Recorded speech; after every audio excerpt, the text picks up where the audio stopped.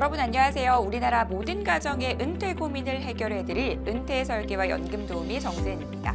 자, 이번 시간에는요, 직영연금의 하나인 이 군인연금에 대해서 가장 궁금해하시는 부분을 문답 형태로 알아보도록 하겠습니다. 자, 은퇴 설계와 연금 전문가 두 분 모셨습니다. 어서 오세요. 네, 반갑습니다. 안녕하십니까. 네, 오늘도 두 분과 함께 알찬 이야기 좀 나눠보도록 하겠습니다. 자, 먼저 첫 번째 질문을 드릴게요. 사실 이 군인이신 분들은 퇴역 후에 공무원으로 이 재취업을 하는 경우가 상당히 많습니다. 이때는 두 가지 연금이 생길 텐데요. 그럼 어떻게 받게 되나요? 네, 두 가지 연금이 생깁니다. 원칙적으로 직역연금끼리는 합산 원칙을 적용하고 있습니다. 예, 1983년 1월 1일 이후부터 시행된 제도인데요. 이날 이후에 전역하신 경우에는 두 연금을 합산해서 계산해 드려요.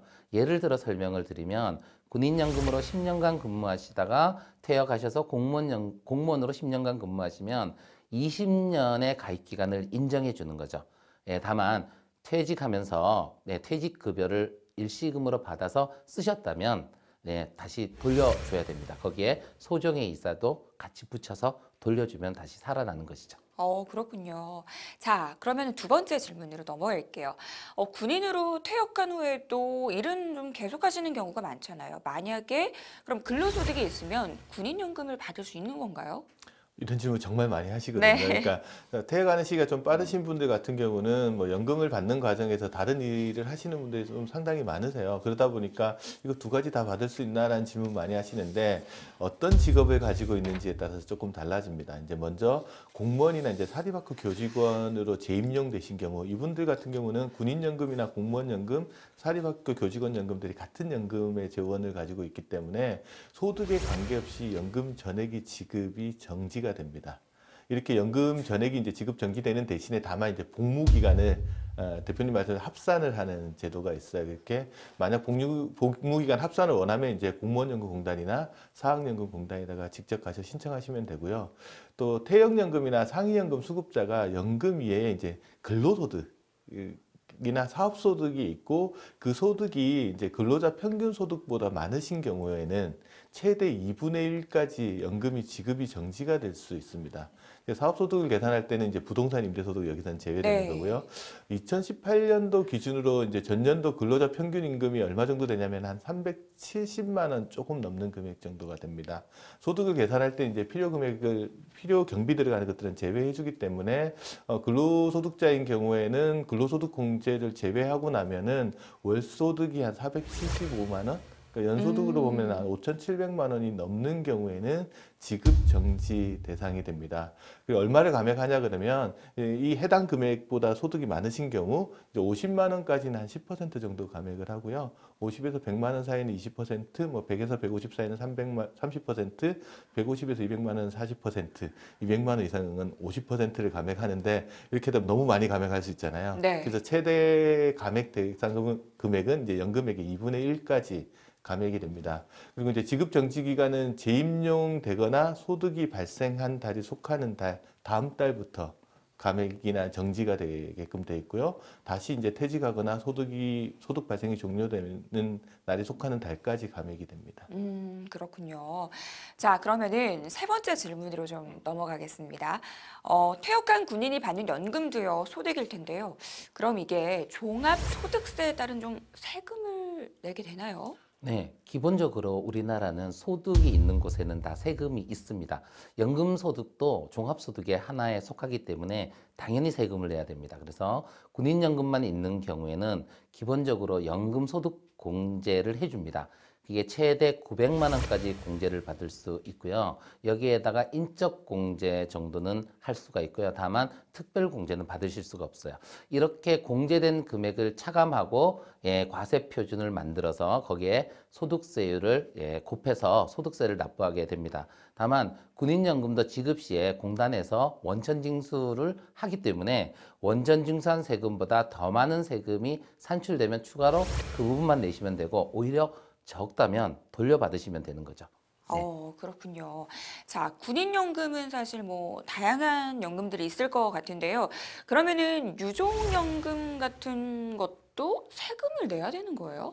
그렇지는 않고요. 이제 네. 군인들이 받으신 연금 중에 이제 퇴역연금하고 퇴역연금을 일시금으로 받을 경우는 요 금액은 이제 과세 대상이 되지만 방금 말씀하셨던 이제 유족연금이나 뭐 상위연금 같은 경우에는 세금이 부과되지는 않습니다.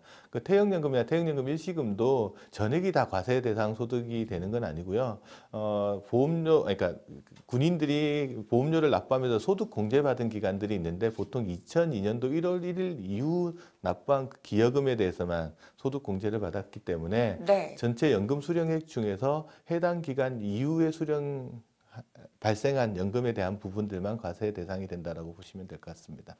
이제 좀 이해가 되는 것 같은데요. 자, 5번째 질문으로 넘어갈게요. 퇴역연금을 받는 중에 이 범죄로 인해서 형벌을 받을 경우도 있잖아요.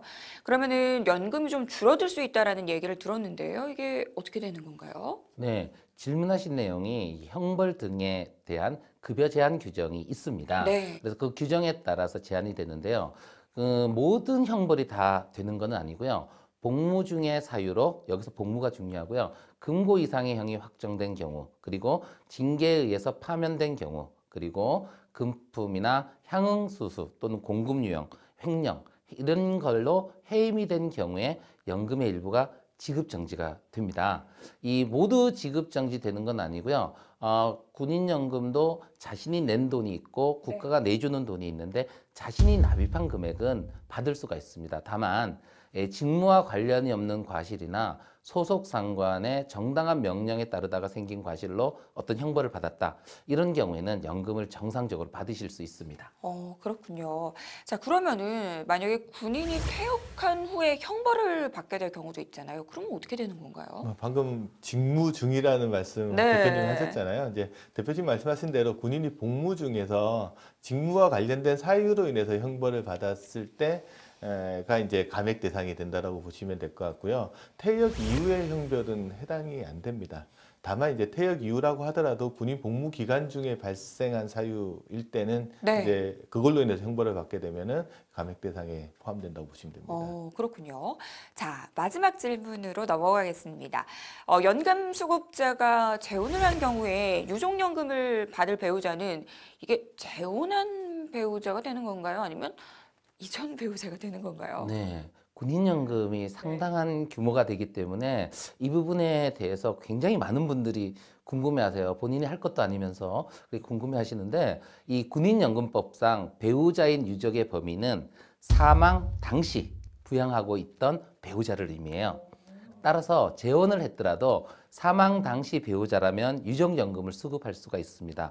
다만 61세 이후에 혼인한 배우자는 대상이 되지 않습니다. 만약 이걸 대상으로 만든다면 군인연금 수급자가 사망하기 전에 의도적으로 젊은 배우자하고 혼인신고하고 재혼하는 모럴 해저드가 발생할 수도 있죠. 그래서 결론적으로 말씀드리면 재혼한 배우자가 사망 시 부양 상태에 있었고 만 61세 이전에